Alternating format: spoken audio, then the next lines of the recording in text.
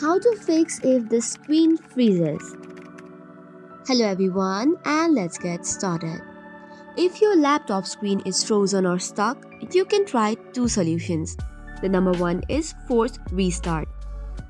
For this, you can hold down the power button on your laptop for about 10 to 12 seconds until it is turned off completely.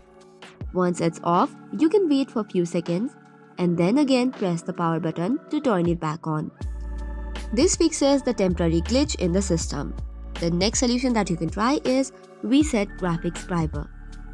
So for this, first of all, you need to open Task Manager.